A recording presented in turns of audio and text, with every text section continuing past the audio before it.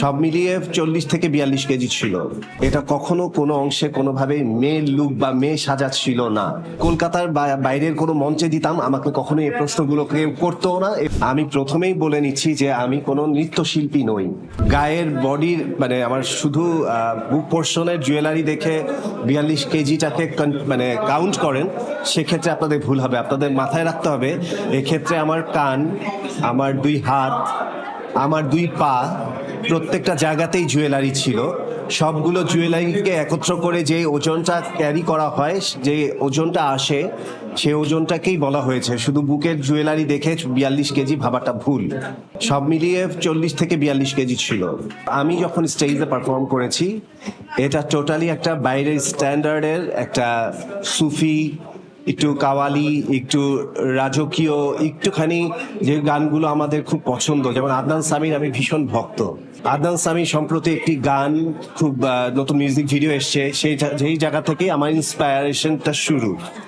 তো সেই জায়গাটা মিলিয়ে সেই টোটাল প্রেজেন্টেশনটা আমি যদি শার্ট প্যান্ট পরে কিংবা ব্লেজার পরে স্টেজে পারফর্ম করতাম, ওই যে রাজকীয় ভাই বা ওই যে সেটটা ওটার সাথে আসলে ব্যাপারটা যেত না। তো সেটাকে যখন আমি আমার গেট আপটা টোটালি কমপ্লিট করলাম, সেখানে আমাকে এক্সট্রা চুলও লাগাতে হয়েছে। সেটাও আমার ওই ক্যারেক্টারের প্রয়োজনে।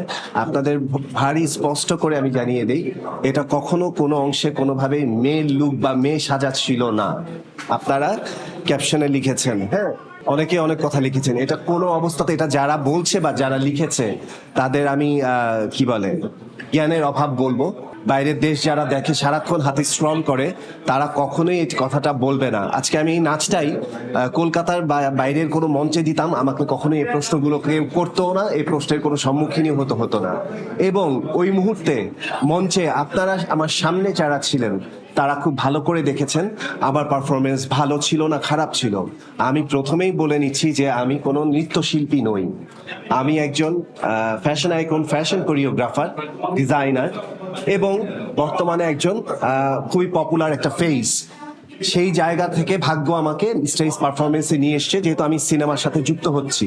তো ইচ্ছে করে, যেহেতু আমি দেশের বাইরে শো করতে যাচ্ছি, তো আমার কাছে মনে হয়েছে যে আমি কিছু এক্সপেরিয়েন্স গ্যাদার করি। সেই জায়গা থেকেই কিন্তু আমার এই নাচের এই সংযোজন। আপনারা খেয়াল করে দেখবেন, আপনারা নিজেরাও উপভোগ করেছেন। আমার এই নামার পরে আপনারা আমার নাচ নিয়ে কোনো কথা বলতে পারেননি। ওখানে উপস্থিত দর্শক যারা ছিল তারাও কথা বলতে পারেনি। এমনকি যারা বিচারক ছিলেন তারাও উঠে দাঁড়িয়েছে, ক্ল্যাপ করেছে এবং তারা সাধুবাদ জানিয়েছে কিভাবে সম্ভব এটা। এবং আপনারা যে মোশাররফ ভাইকে নিয়ে এত কথা বলেছেন, আপনারা ভিডিও ঘাটালে আপনাদের কাছেই ভিডিও আছে। উনি যখন মঞ্চে এসে আমি যখন তাকে সালাম করতে নিই, তখন সে নিজের মুখে উচ্চারণ করে বলেছে আমার ভীষণ ভালো লেগেছে। সো ভালো লেগেছে এবং সবার ভালো লেগেছে। ভালো না লাগলে আমি যদি কোনো অপসংস্কৃতি বা উল্টাপাল্টা কিছু করতাম, ওখানেই আমি রিয়াকশনটা পেতাম। ওখানেই রিয়াকশন পেতাম। এমন অনেক প্রোগ্রাম আছে যেখানে অর্ধেক নাচের পর নাচ বন্ধ হয়ে যায়, রাইট? তো আমার নাচ বা আমার প্রেজেন্টেশন যদি সেই রকম কোনো কিছু আপ টু দ্য মার্ক না হতো, হয়তো বা আমি মাঝপথেই স্টপ করে দিতাম অডিয়েন্স রিয়াকশনের পর।